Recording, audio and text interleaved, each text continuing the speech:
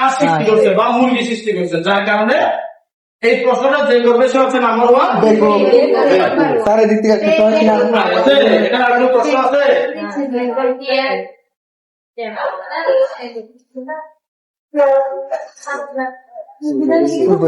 হাঁসের একটা জাত আছে বুঝছেন, অনেক জাতের আছে। আর হচ্ছে আমাদের এখানে পপুলার যেটা জাত, আমাদের এখানে যেটা পপুলার জাত তার নাম হচ্ছে মাছ। দেখো পাখি। কি বাইগানে আছে এটা পড়া বলি।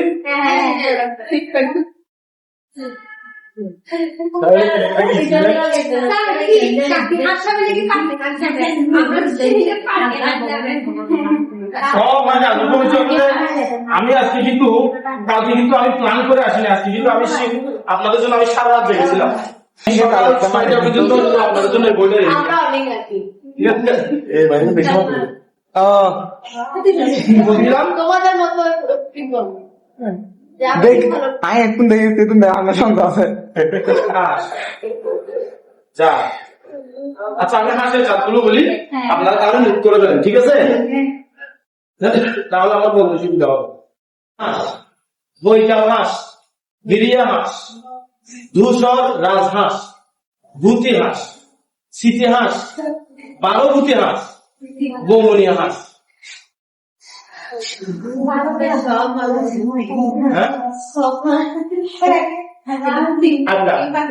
তাহলে আমি জাস্ট ইম্পর্টেন্ট কয়েকটা নাম বলবো। একটা জাতের নাম হচ্ছে পিকিং, কি পিকিং। আরেকটা জাতের নাম হচ্ছে মাস্কোবি,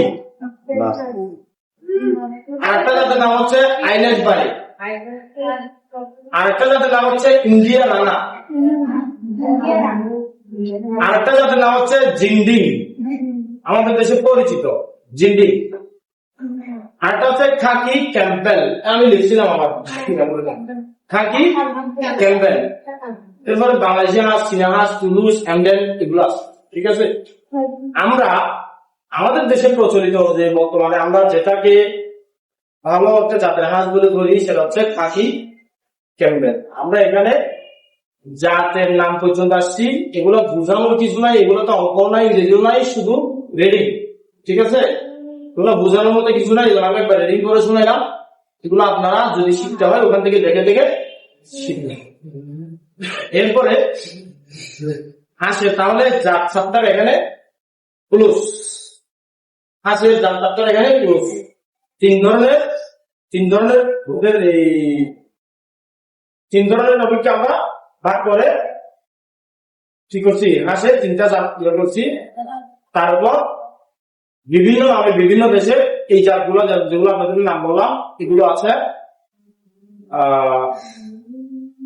প্রায় সব হাঁসি, সব জাতের হাঁসি প্রায় আমরা একইভাবে পালতে পারি, যে একটা হাঁসের পালন করতে একটু ডিফারেন্স আছে। একজন বলছিল ফাতি হাঁস আর রাজা, রাজাতে তিনটে গাইতেন,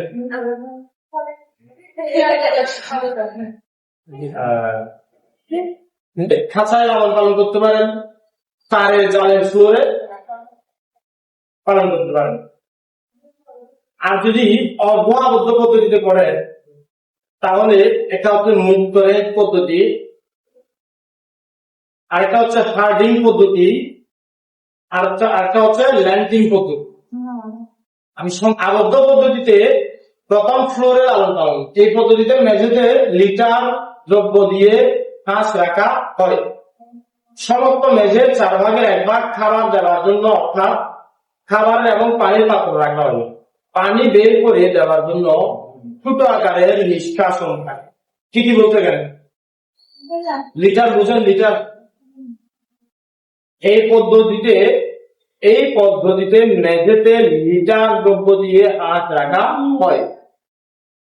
যারা মুরগির ফার্ম করে আর তো খুব কম মানুষই পাবে। আমার এইখান থেকে এটা পড়া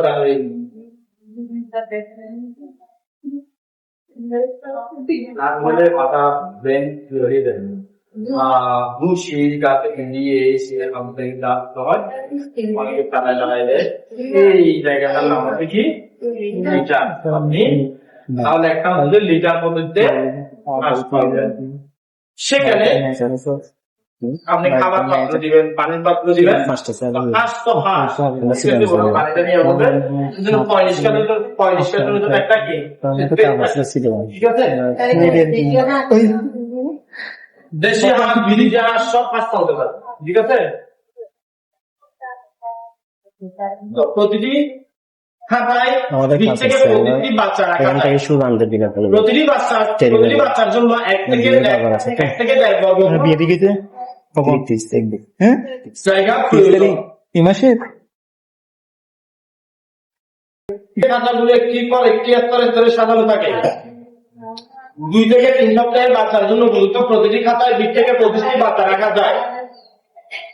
প্রতিটি বাচ্চার জন্য 1.5 বর্গ ফুট জায়গা প্রয়োজন। বর্গ ফুট মানে কি? ইংরেজিতে বললে বুঝি, আমরা বাংলা বুঝি স্কয়ার ফিট। আচ্ছা, এরপর আছে তারের জালের ফ্লোর। তারের জালের ফ্লোর এই পদ্ধতিতে ঘরের ফ্লোর হতে উঁচু করে তারের জাল দেওয়া হয় এবং খাতাগুলি 7 বর্গ ইঞ্চি ছিদ্রের হলে ভালো। অর্থাৎ খাতাগুলিতে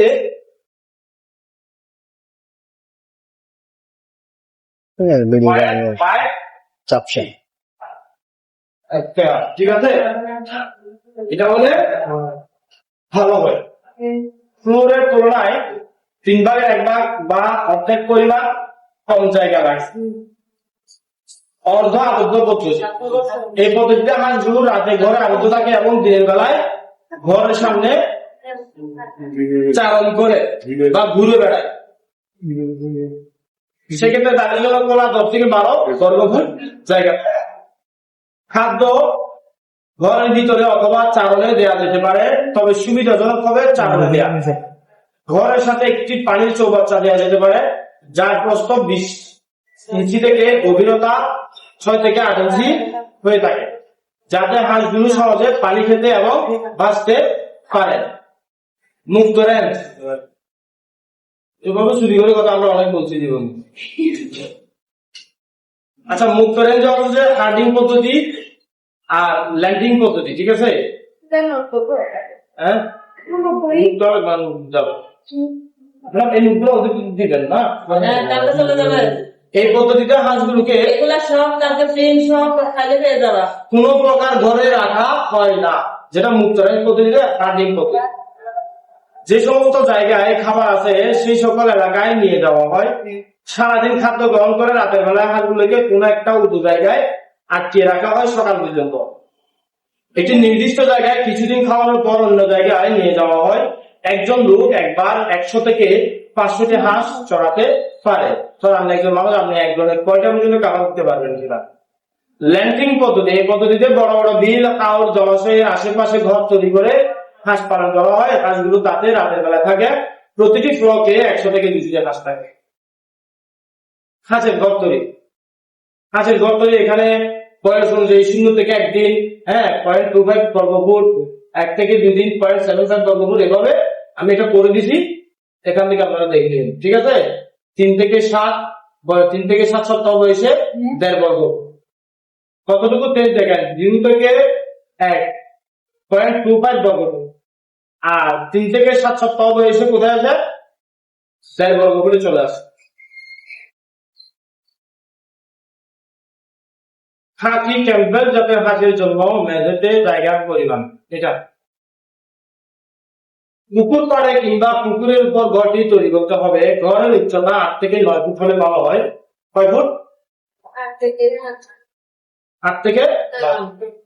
ঘর তৈরিতে বাঁশ, ব্যাট, টিন, ছন, খড় ইত্যাদি ব্যবহার করা যেতে পারে, তবে ইট দিয়ে মজবুত করে ঘর তৈরি করতে পারলে ভালো হয়। ঘরটি আজকে বড়টা কয়টা আসবে?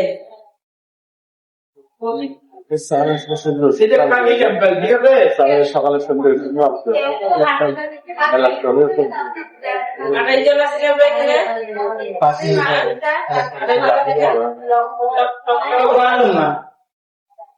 আপনার হাতটাকে কি ক্যাম্পেল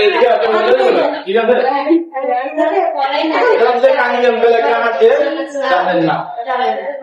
এই জাতের হাঁস বছরে 280 থেকে 300টি কি ডিম দিয়ে থাকে। তাহলে আমাদের জন্য এই হাতটা ভালো না? দেখো, কয়টা আছে? কোথায় পাবো ঠিকানা আমি দিব। কয়টা আসতেছে? সরকারি হাঁস খামার।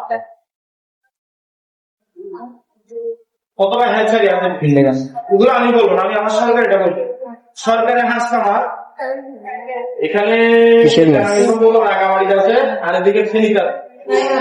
কিসের মাছ? আর কোন মাছের বাড়ি? ফুটবল না?